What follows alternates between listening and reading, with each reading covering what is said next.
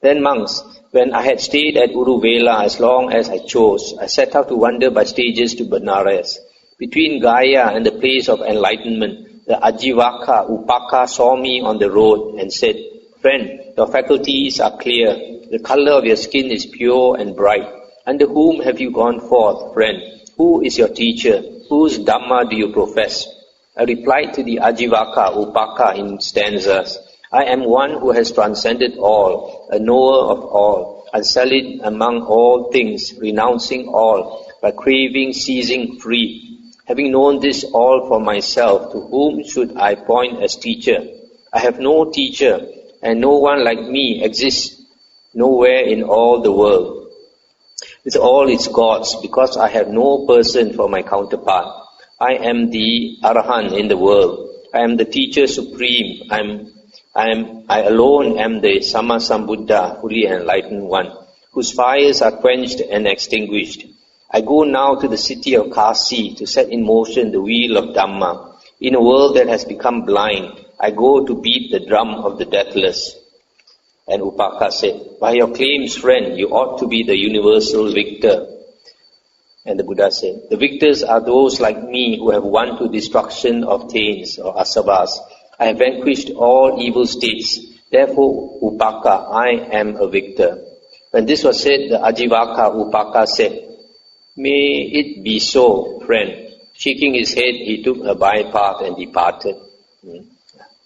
So you see, this Ajivaka is one of the type of ascetics who go naked. So this naked ascetic, when the Buddha told him that the Buddha was enlightened, he said maybe, he shook his head. Indians like to shake their head. And then he went off. So you see, it's not easy to teach somebody, sometimes they half believe you. In front of the Buddha, he met the Buddha, the all-knowing one. In front of the Buddha also, he just went off. Didn't want to learn under the Buddha. Then monks, wandering by stages, I eventually came to Benares, to the deer park at Isipatana, and I approached the monks of the group of 5. The monks saw me coming in the distance, and they agreed among themselves thus, "Friends, here comes the recluse Gotama, who lives luxuriously, who gave up his striving and reverted to luxury. We should not pay homage to him, or rise up for him, or receive his bowl and outer robe, but a seat may be prepared for him. If he likes, he may sit down." However, as I approached, those monks found themselves unable to keep their pact. One came to meet me and took my bowl and outer robe. Another prepared a seat, and another set up water for my feet. However, they addressed me by name and as friend. Stop here for a moment. These 5 disciples of the Buddha, they, together with the Buddha before enlightenment, they were striving very hard, fasting, eating very little food, to the extent of eating 1 grain of rice a day. And later, when the Buddha realized that it nearly killed him, because he fell into a stream and was so weak he could not do 1 push-up to get out of the stream. So he was drowning, and a cowgirl pulled him out of the stream and saved his life. So after that he realized that was the wrong way. He could have died easily. So he decided to take the middle path and eat 1 meal a day. And after eating 1 meal a day, he had enough strength to sit properly and meditate and attain the jhanas. And from there he became enlightened. So these 5 monks, because the Buddha decided to eat 1 meal a day, they thought the Buddha was too luxurious already, giving up all his ascetic practices. So they looked down on him and they left him. But during the period when they left him, the Buddha became enlightened. So now that the Buddha came back to them, they didn't realize that the Buddha was enlightened. They thought they don't want to greet the Buddha and all that. So they addressed the Buddha by name and as friend, Avuso. Thereupon I told them, "Monks, do not address the Tathagata by name and as friend." This Tathagata, in Chinese they translate as Ru Lai. but the proper name should be thus gone one. Thus gone one. Yes, enter Nibbana. The Tathagata is an Arahant, Sammasambuddha. Listen, monks, the deathless has been attained. I shall instruct you, I shall teach you the Dhamma, practicing as you are instructed. By realizing for yourselves here and now through direct knowledge, you will soon enter upon and abide in the supreme goal of the holy life, for the sake of which clansmen rightly go forth from the home life into homelessness. When this was said, the monks of the group of 5 answered me thus: Friend Gotama, by the conduct, the practice and the performance of austerities that you undertook, you did not achieve any superhuman states, any distinction in knowledge and vision worthy of the Aryans. Since you now live luxuriously, having given up your striving and reverted to luxury, how would you have achieved any superhuman states, any distinction in knowledge and vision worthy of the Aryans? When this was said, I told them, the Tathagata does not live luxuriously, nor has he given up his striving and reverted to luxury. The Tathagata is an Arahant, Sammasambuddha. Listen, monks, the deathless has been attained. I shall instruct you, I shall teach you the Dhamma, etc. A second time, the monks of the group of 5 said to me, Friend Gotama, by the conduct, practice and performance of austerities that you undertook, you did not achieve any superhuman states, any distinction in knowledge worthy of the noble ones, or Aryans. Since you now live luxuriously, having given up your striving and reverted to luxury, how will you have achieved any superhuman states, any distinction in knowledge and vision worthy of the noble ones? A second time I told them that the Tathagata does not live luxuriously, etc. A third time the monks of the group of 5 said to me, Friend Gotama, by the conduct, the practice and the performance of austerities that you undertook, you did not achieve any superhuman states, etc. When this was said, I asked them, Monks, have you ever known me to speak like this before? And they said, No, Venerable Sir. And the Buddha said, Monks, the Tathagata is an Arahant, a Sammasambuddha. Listen, monks, the deathless has been attained. I shall instruct you, I shall teach you the Dhamma, practicing as you are instructed. By realizing for yourselves here and now through direct knowledge, you will soon enter upon and abide in the supreme goal of the holy life, for the sake of which clansmen rightly go forth from the home life into homelessness. I was able to convince the monks of the group of 5. Then I sometimes instructed 2 monks while the other 3 went for alms, and the 6 of us lived on what those 3 monks brought back from their alms round. Sometimes I instructed 3 monks while the other 2 went for alms, and the 6 of us lived on what those 2 monks brought back from their alms round. Then the monks of the group of 5, thus taught and instructed by me, being themselves subject to birth, having understood the danger in what is subject to birth, seeking the unborn supreme security from bondage, Nibbana, attain the unborn supreme security from bondage, Nibbana, being themselves subject to aging, sickness, death, sorrow and defilement, having understood the danger in what is subject to aging, sickness, death, sorrow and defilement, seeking the unaging, unailing, deathless, sorrowless and undefiled supreme security from bondage, Nibbana. They attain the unaging, unailing, deathless, sorrowless and undefiled supreme security from bondage, Nibbana. The knowledge and vision arose in them. Our deliverance is unshakable. This is our last birth. There is no renewal of being. Stop here for a moment. Here is not described, but in the Vinaya books, it is described that the Buddha taught the suttas to them, one by one. The first sutta he taught was the Dhammacakkappavattana Sutta, the turning of the Dhamma wheel. And out of the 5 monks, Kondanya understood the Dhamma there and attained stream entry. And later the Buddha taught other suttas. And finally he taught the Anatta Lakkhana Sutta. And the Anatta Lakkhana Sutta was taught to these 5 monks. All of them attained Arahanthood. So you see, actually the Buddha helped them to attain Arahanthood by teaching them the suttas.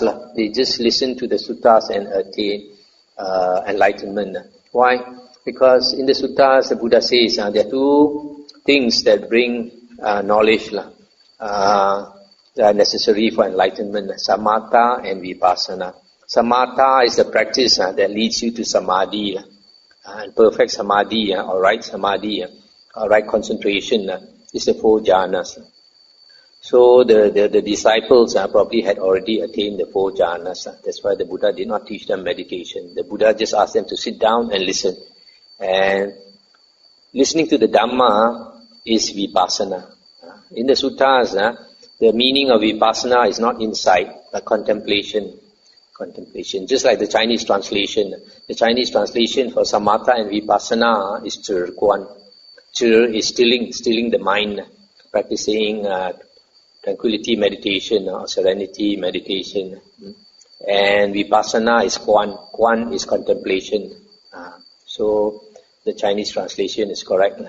So this vipassana here refers to the listening to the sutta. Because that's all they did. They just sat and listened to the sutta. So because in the practice of sati, there are 4 objects of sati, right? The body, feeling, mind, and Dhamma. Dhamma refers to the Buddha's Dhamma, the teachings of the Buddha. And out of these 4 objects, the most important is Dhamma, because it is mentioned that there are 5 occasions for enlightenment, and 4 of them have to do with contemplating the Dhamma. So here is the meaning of vipassana here, listening to the Dhamma and becoming enlightened. Monks, there are these 5 causes of sensual pleasure. What are the 5? Forms cognizable by the eye that are wished for, desired, agreeable, and likable, connected with sensual desire, and provocative of lust. Sounds, odors, flavors, tangibles. These are the 5 causes of sensual desire. So the forms, sounds, odors, flavors, and tangibles. As to those recluses and Brahmins who are tied to these 5 causes of sensual pleasure, infatuated with them and utterly committed to them, who use them without seeing the danger in them or understanding the escape from them, it may be understood of them, they have met with calamity, met with disaster. The evil one may do with them as he likes. Suppose a forest deer who was bound lay down on a heap of snares. It might be understood of him, he has met with calamity, met with disaster. The hunter can do with him as he likes. And when the hunter comes, he cannot go where he wants. So too, as to those recluses and Brahmins who are tied to these 5 causes of sensual desire, of sensual pleasure, it may be understood of them, they have met with calamity, met with disaster. The evil one may do with them as he likes. Now stop here for a moment. So here the Buddha is saying that those recluses or monks or ascetics who are attached to the 5 causes of sensual pleasure, forms, sounds, smells, taste and touch, then they are already caught by Mara, the evil one, just like the deer was caught by these snares, bound by the snare. He cannot go anywhere. Anytime the hunter can come and catch him. As to those recluses and Brahmins who are not tied to these 5 causes of sensual pleasure, who are not infatuated with them or utterly committed to them, and who use them seeing the danger in them, and understanding the escape from them, it may be understood of them, they have not met with calamity, not met with disaster. The evil one cannot do with them as he likes. Suppose a forest deer who was unbound lay down on a heap of snares. It might be understood of him, he has not met with calamity, not met with disaster. The hunter cannot do with him as he likes. And when the hunter comes, he can go where he wants. So too, as to those recluses and Brahmins who are not tied to these 5 causes of sensual pleasure, it may be understood of them, they have not met with calamity, not met with disaster. The evil one cannot do with them as he likes. Suppose a forest deer is wandering in the forest wilds. He walks without fear, stands without fear, sits without fear, lies down without fear. Why is that? Because he is out of the hunter's range. So too, quite secluded from sensual pleasures, secluded from unwholesome states, a monk enters upon and abides in the first jhana, which is accompanied by applied and sustained thought, with rapture and pleasure born of seclusion. This monk is said to have blindfolded Mara, to have become invisible to the evil one, by depriving Mara's eye of its opportunity. I'll stop here for a moment. So here the Buddha says that those recluses and Brahmins, that means those monks and ascetics, if they are not attached to the 5 cords of sensual pleasure, then they use the 5 cords of sensual pleasure, but they don't crave for them, so they are not caught by Mara. And then, just like a forest deer in the wilds, he's not afraid of the hunter, because in the deep woods there's no hunter around, so he can walk without fear, sit without fear, etc. In the same way, the Buddha says, if a monk has attained the first jhana, then he is out of the range of Mara, blindfolded Mara, become invisible to the evil one. Why is that so? Because when a monk has attained the first jhana or any of the other jhanas, he experiences a bliss which surpasses worldly pleasures, sensual pleasures. So because he has attained a pleasure which surpasses sensual pleasures, he's no more attached to sensual pleasures. He knows of a happiness which is higher than worldly happiness. So because he's no more attached to these 5 cords of sensual pleasure, Mara cannot catch him anymore. Mara can only catch us through the sights, beautiful sights, sounds, smells and tastes. That's why a lot of monks who succumb to these sensual pleasures and break their precepts and disrobe, you always find they are the monks who have not attained jhana, who do not practice samatha. So like nowadays, you find many monks practicing vipassana. So some of them, because they don't have the strength of mind, they succumb to this weakness caught by Mara, and they disrobe. Again, with the stilling of applied and sustained thought, a monk enters upon and abides in the second jhana, which has self-confidence and singleness of mind without applied and sustained thought, with delight and pleasure born of concentration. This monk is said to have blindfolded Mara, to have become invisible to the evil one, by depriving Mara's eye of its opportunity. Similarly, a monk enters upon and abides in the third jhana, fourth jhana, and also he has blindfolded Mara, to have become invisible to the evil one. Again, with the complete surmounting of perceptions of form, with the disappearance of perceptions of sensory impact, with non-attention to perceptions of diversity, aware that space is infinite, a monk enters upon and abides in the base of infinite space. This monk is said to have blindfolded Mara, to have become invisible to the evil one. Similarly, a monk enters upon and abides in the base of infinite consciousness, in the base of nothingness, in the base of neither perception nor non-perception. That monk is said to have blindfolded Mara, to have become invisible to the evil one, by depriving Mara's eye of his opportunity. Again, by completely surmounting the base of neither perception nor non-perception, a monk enters upon and abides in the cessation of perception and feeling, and his stains or asavas are destroyed by his seeing with wisdom. This monk is said to have blindfolded Mara, to have become invisible to the evil one, by depriving Mara's eye of his opportunity, and to have crossed beyond attachment to the world. He walks without fear, stands without fear, sits without fear, lies down without fear. Why is that? Because he is out of the range of the evil one's range. Because he is out of the evil one's range. That is what the Blessed One said. The monks were satisfied and delighted in the Blessed One's words. So you see, in suttas like this, the Buddha always stresses the attainment of the jhanas. And it's very clear here that the way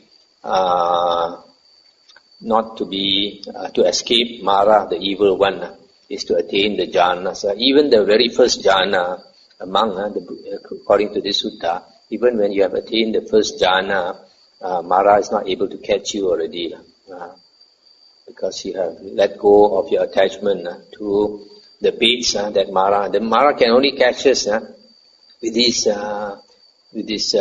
baited hook. is beautiful sight, sound, smell, taste and touch. It's already about an hour, so I don't think I have time to do another sutta. You can have a short discussion if you want. Let me just recap. So here this sutta, the Buddha is saying that there is this ignoble search and the noble search. This is quite a long sutta.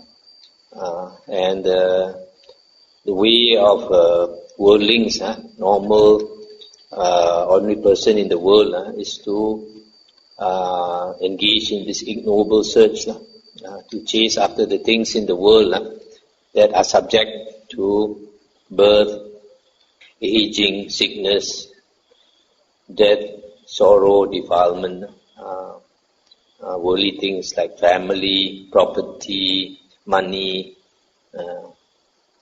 And then when a person understands the Dhamma, then he understands worldly things will bring you suffering, will bring you sorrow, lamentation, grief and despair.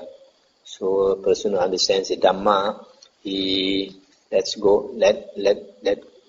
of the worldly things, and he seeks the supreme security from bondage, liberation.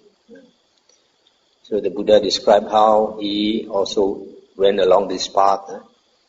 He left the family, though his parents cried and wept in front of them. He wore the robe, shaved off his hair, and left the home. And then he went from teacher to teacher. First he went to some meditation teachers, and after attaining great meditation states, he found that it did not lead to liberation, so he left, and then he followed other ascetics who practice different types of unbeneficial ascetic practices. This he did for 6 years until later he nearly died. Then when he considered, then he realized the way to Nibbana is through meditation. So he went back to meditating, attaining the jhanas. And then after attaining the 4 jhanas, he contemplated the past lives. And when he looked into the past lives, he saw that he was a monk before. So when he saw that lifetime under the previous Buddha Kassapa, then all the Dhamma that he learned came back to him. Without Dhamma, a person cannot become enlightened. So when he remembered all the Dhamma, the 4 noble truths and all that, so on the night of enlightenment, there were 3 knowledges that the Buddha attained. The first one was the heavenly eye, where he saw beings. The first one was recollecting the past lives. He recollected his many past lives until he realized he was a monk before. Then the second one was he used the heavenly eye, the divine eye, to see beings dying and passing away, dying and taking rebirth, dying and taking rebirth according to karma, and understood how karma affects every living being. We are reborn according to our karma vipaka. Then the third watch of the night, from 2 to 6 a.m., he used the Dhamma that he remembered, especially the 4 noble truths, contemplated the 4 noble truths, understood clearly the 4 noble truths, and became enlightened.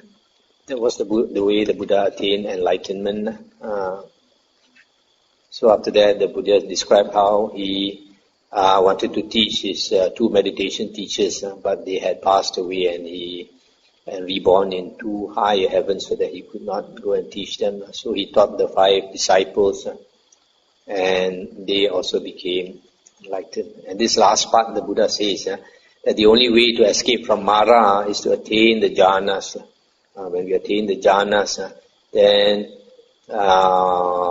we get out of the range of Mara. Mara cannot catch us anymore.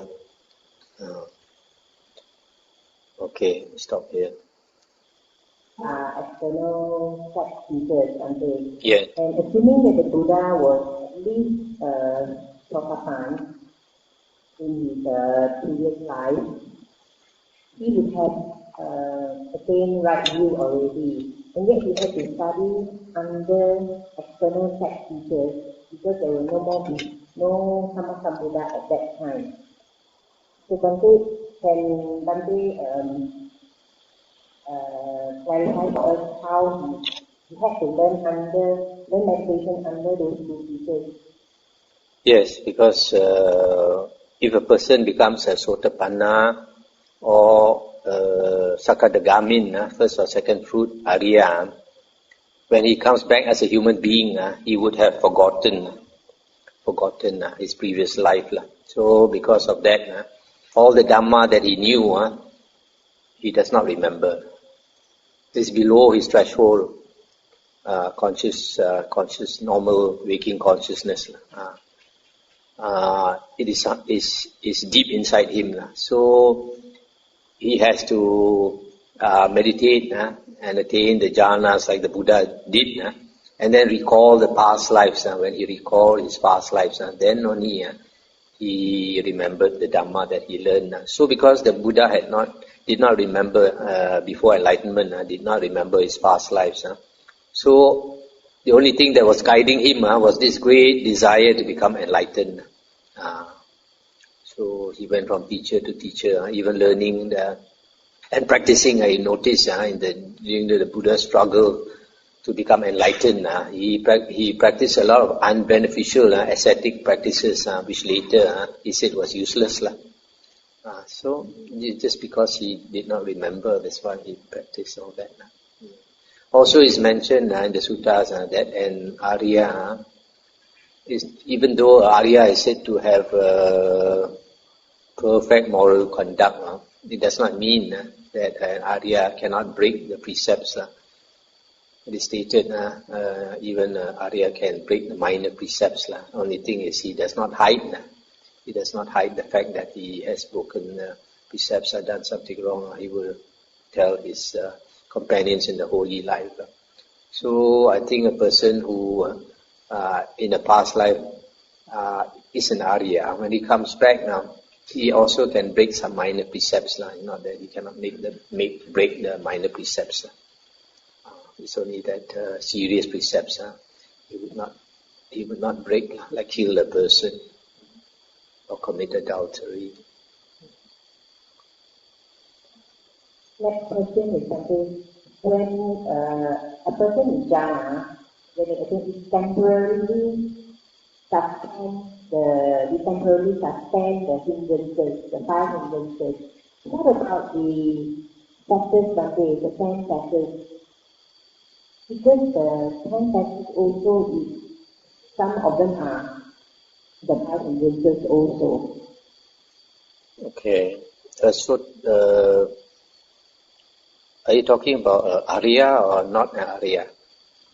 Say they are not Arya, they can attain the jhana. So I was thinking their hindrances would have been reduced when they attain the jhana. So but if they do not have right view, so what happens when they are out of the jhana, they still have the hindrances? Okay, according to the suttas, when a person attains the jhanas, he eliminates the 5 hindrances. Eliminates the 5 hindrances, not just temporary, but cut them off. So when he comes out of jhana, he is still the 5 hindrances are still cut. But if that person is not an Arya, that means he has not destroyed the 3 lower factors, like identity view, attachment to rules and rituals, and doubt. These 3 things have nothing to do with the 5 hindrances. And then another 2 is sensual desire and ill will. This sensual and desire and ill will, for example, an external ascetic who has attained jhana, he would have eliminated these 2. He would have eliminated these 2 because in the suttas the Buddha says, an external ascetic, if he has attained the jhanas and you slander him, your karma also is very heavy, because for the simple reason that he has attained the jhanas. Because the jhanas are states called Uttari Manusa Dhamma, super normal states, superhuman states. They are not easy to achieve. So somebody like Jesus Christ, who has attained the jhanas, in my mind, even though he is not an Arya, you can consider him a holy man in that respect, that he has attained the jhanas, just like some Hindu yogis, they have attained psychic power.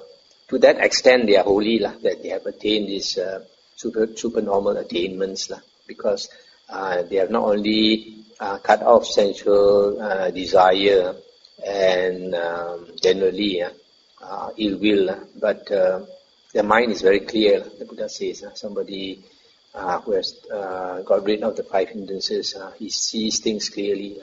That's why somebody like Jesus Christ, you look at the things that he says, words of wisdom. You mentioned the sense concept both samatha and vipassana. How about the Chinese learning with meditation? The Zen meditation, there are a few types, but the common one is like Kong An, they call it. They ask this question, who am I? Who is reciting the Buddha's name? So they depends on the way they practice.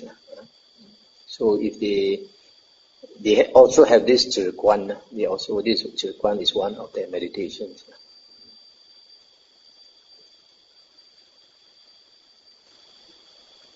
Thank you. And I open yet again. Is it true that you cannot enlighten in the heavenly plane? You have to be of the flesh to be able to enlighten, like to become liberated. There is a sutta where it is stated that the arahants are only found here, that means in the human plane. Person becomes an arahant only on the human plane. That contradicts the later books who said, the Abhidhamma books, they say that the Buddha taught the Abhidhamma in heaven, and 800 million devas became enlightened, became arahants in heaven. This contradicts the suttas. However, heavenly beings, because life is so pleasurable in heaven, there are no renunciants. You don't have monks and nuns in heaven. And the only extent they want to go on the spiritual path is to listen to the Dhamma. Wherever the Dhamma is taught, devas and devis are very happy to come and listen to the Dhamma. And by listening to the Dhamma, devas and devis can attain stream entry. So human beings, Aryans, when we are reborn in heaven, we don't strive because heaven is so pleasurable. There's no incentive to strive. We don't see any dukkha in heaven. So we come back to the human world to strive. The other thing is, Sotapanna and Sakadagamins, they come back to the human world to strive. And then Anagamin, they have practically finished their work. Anagamins are born in the 4th jhana plane, called the Sudavasa abode, pure abodes. And from there are supposed to be 5 heavens, 5 levels there. And some of them are born in the 1st level. After they pass away, they are reborn in the 2nd level, 3rd level, 4th level, 5th level, the highest level. After the 5th level, they just enter Nibbana, because they have practically done their work. So the simile given in the sutta is like a blacksmith.